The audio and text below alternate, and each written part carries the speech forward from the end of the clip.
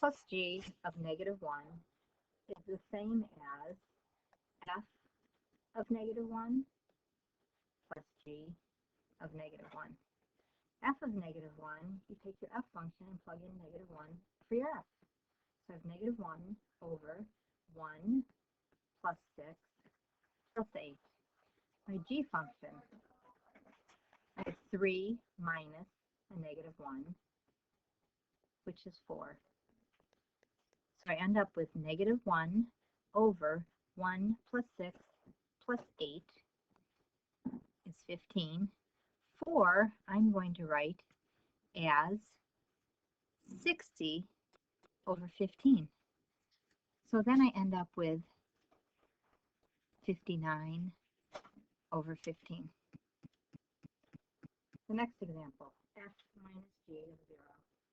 F of 0 minus g of 0. F of 0 is 0 over 0 plus 0 plus 8, which will give me 0, minus g of 0 is 3 minus 0, which is 3. So I end up with negative 3. F times g of 2 is the same thing as f of 2 times g of 2. F of 2 is 2 over 2 squared is 4 minus 12 plus 8 times g of 2, which is 3 minus 2, which is 1. My f function reduces to 2 over 4 minus 12 plus 8 is 0 times 1. This is undefined, 0 in the denominator. F over g of 1 is the same thing as f of 1 over g of 1. F of 1 is 1 over 1 minus 6 plus 8. G of 1 is 3 minus 1, which is 2. So my numerator ends up to be 1 over 3. My denominator is 2. 1/3 divided by 2 is the same thing as 1/3 times the reciprocal of the denominator. 1/6 is my answer. Number 14, f plus g. Just add your two functions. X squared minus 4 added to g squared minus, or x squared minus 6x plus 8. So you end up with 2x squared minus 6x plus 4. The domain for this is negative infinity to positive infinity. F minus g, f is x squared minus 4, minus g, which is x squared minus 6x plus 8. Don't forget to distribute the negative. And combine your like terms, and you end up with x squareds cancel out, 6x, negative 4 plus a negative 8 would be minus 12. Domain here again is negative infinity to positive infinity. F times g, x squared minus 4, times g, which is x squared minus 6x plus 8. You need to distribute.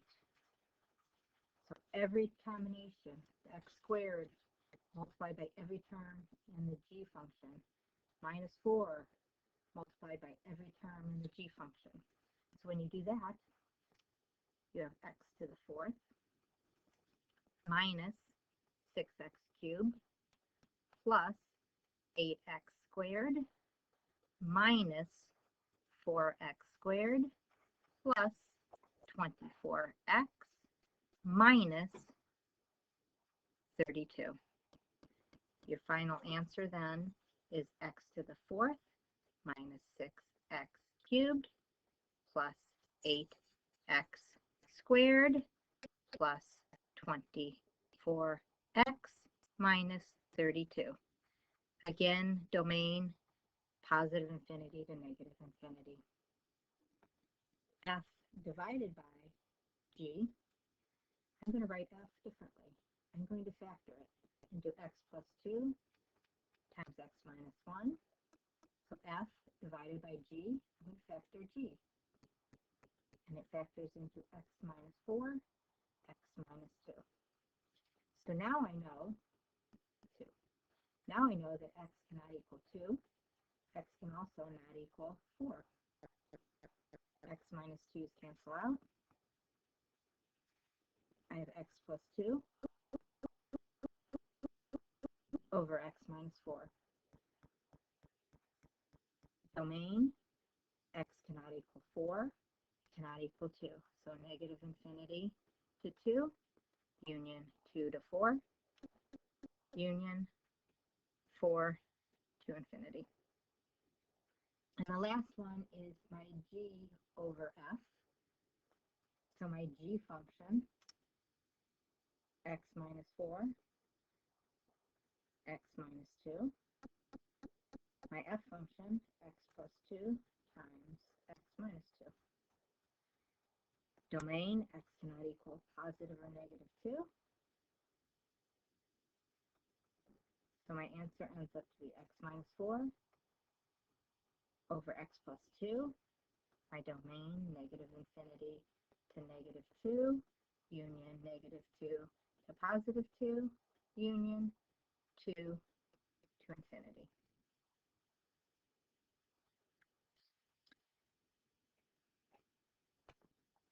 F plus g, 1 minus 1 over x is my f, plus my g, which is 1 over x.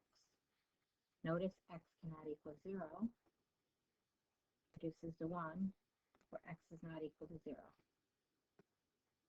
So negative infinity to 0, union 0 to infinity.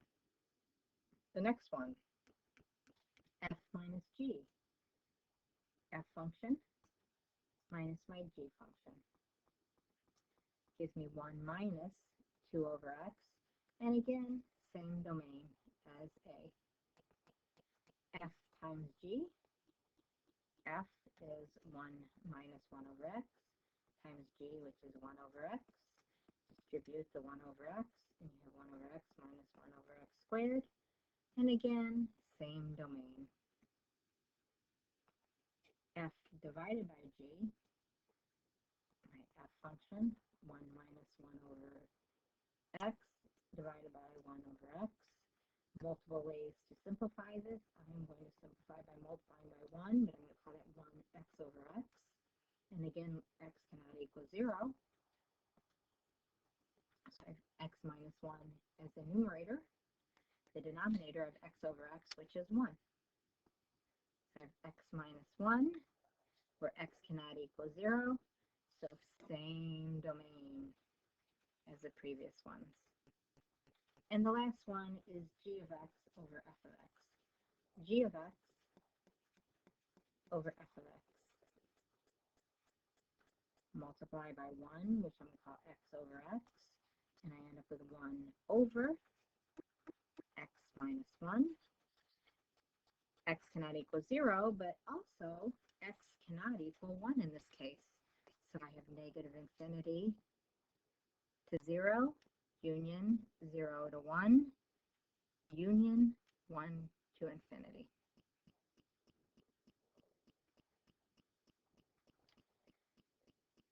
Find the domain of each function.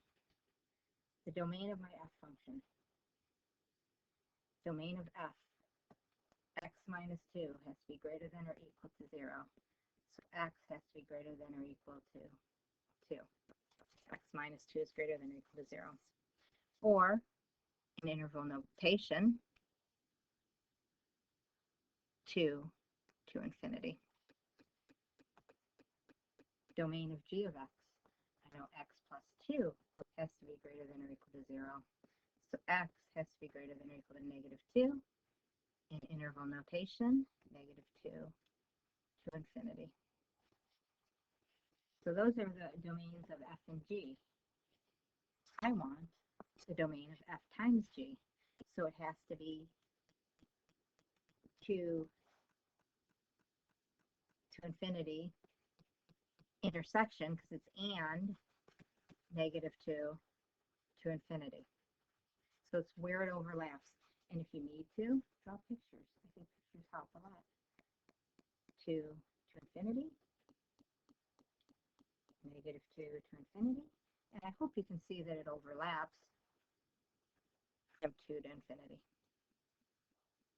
So there's the domain of f times g. The domain of f divided by g, it's going to be 2 to infinity, intersection of negative 2 to infinity, but this time x cannot equal negative 2 because that would give me 0 in the denominator. 2 to infinity, intersection, negative 2 to infinity. So my domain goes from 2 to infinity. Find the domain of each function. Domain of my f function, x can be larger than or equal to 2, or x can be less than or equal to negative 2. Because if it's anywhere between 2 and negative 2, I will have an imaginary number. And here's what the graph looks like. Negative 2, positive 2. My g function, here, my x can be between negative 5 and positive 5. So if I have multiplication, it would be the intersection of those two unions. So for A, the domain would be from negative 5 to negative 2, union 2 to 5. So it's where they overlap. If I take the f divided by g, now my g function cannot be 5 or negative 5 because that will give me 0 in the denominator. So the difference here would be not a squared off bracket, but we have the rounded. It does not include negative 5. It does not include positive 5.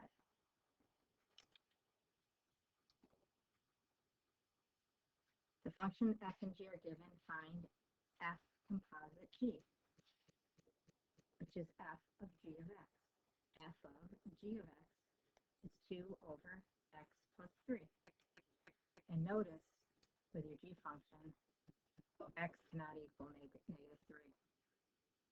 And then I'm going to take 2 over x plus 3 and plug that in for x into my f function. So 1 over my x, which is 2 over x plus 3 minus 1. To simplify that, if I multiply by 1, but I'm going to call that 1 x plus 3 over x plus 3, I will have x plus 3 in my numerator. In my denominator, I'll have 2 minus the quantity x plus 3. So if I simplify that, I have x plus 3 over 2 minus x minus 3 without the parentheses. So it ends up to be negative x minus 1. And if you want, you could rewrite it by factoring out a negative 1 and have negative x plus 3 over x plus 1.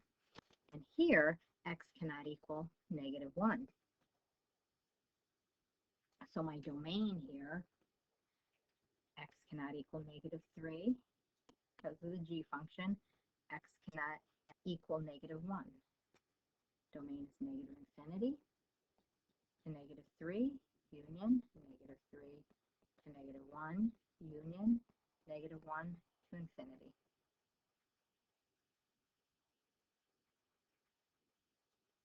The next one, find F composite G, G composite F composite F, and G composite G. Domain for my F function is all real numbers. My domain for my G function, remember that X cannot equal negative 1. So F of G is X plus 1. Now into my F function, I am going to put in X over X plus 1 for my X. So instead of X minus 1, I'm going to have X over X plus 1. And if I want to simplify it, I could, instead of writing 1 as 1, I could write it as X plus 1 over X plus 1, a common denominator. So then you'll have X minus the quantity X plus 1, which gives you a negative 1 in the numerator, X plus 1 in the denominator. The domain, X cannot equal negative 1. So the domain is from negative infinity to negative 1 union negative 1 to positive infinity. B, G of f of x. And f of x is x minus 1. So now in my G function, wherever there's an x, I'm going to plug in x minus 1. So instead of x over x plus 1, I'm going to plug in x minus 1 for my x. So numerator, I have x minus 1. The denominator, I have x minus 1 plus 1, which is x. So here x cannot equal 0. So my domain's negative infinity to 0, union 0 to positive infinity. C, f of f. So now my f function, instead of x, so instead of x minus 1, instead of x, I'm going to plug in x minus 1. X minus 1 is x minus 2. Domain is all real numbers, so negative infinity to positive infinity. G of G is x over x plus 1. So in my G function, instead of x,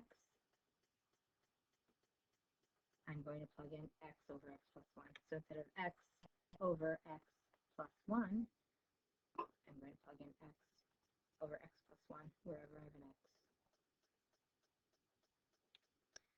Now let's simplify this. I'm going to multiply top and bottom by 1, but I'm going to call that 1x plus 1.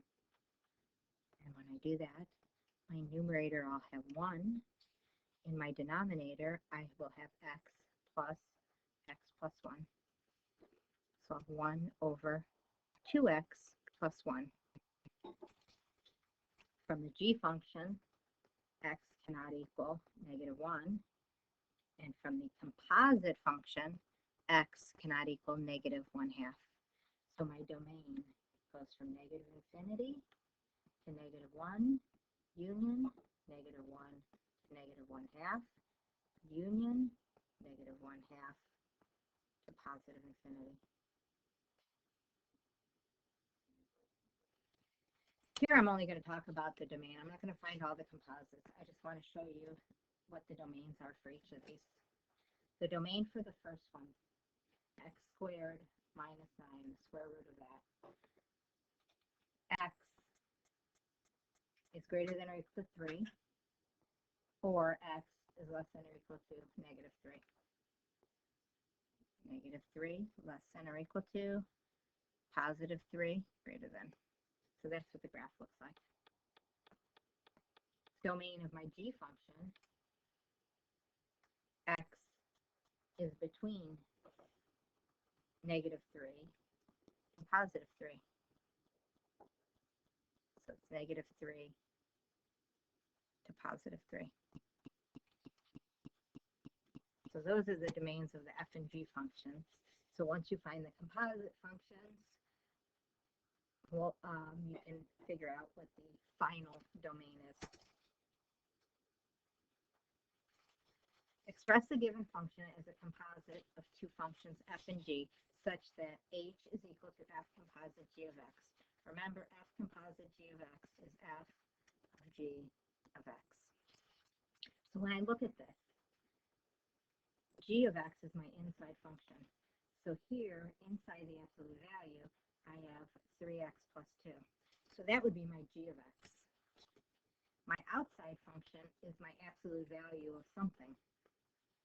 And so my f of x is absolute value of x. Again, inside function, outside function. Inside function is g of x. So I could say that g of x is equal to 3x squared. Just right there. I could say that f of x is equal to the square root of x plus 5.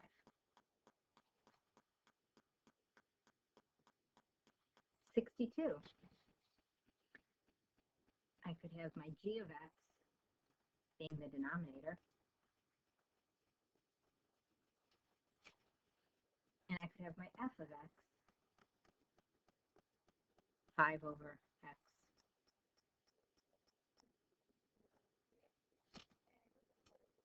F composite g of x.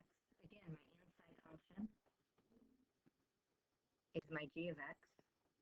My outside function, which is a cube root of x, is my f of x. And if you want, you could put these in the composite function just to see if it really works.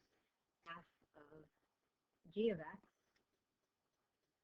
is equal to f of 2x plus 3. So notice they're the same.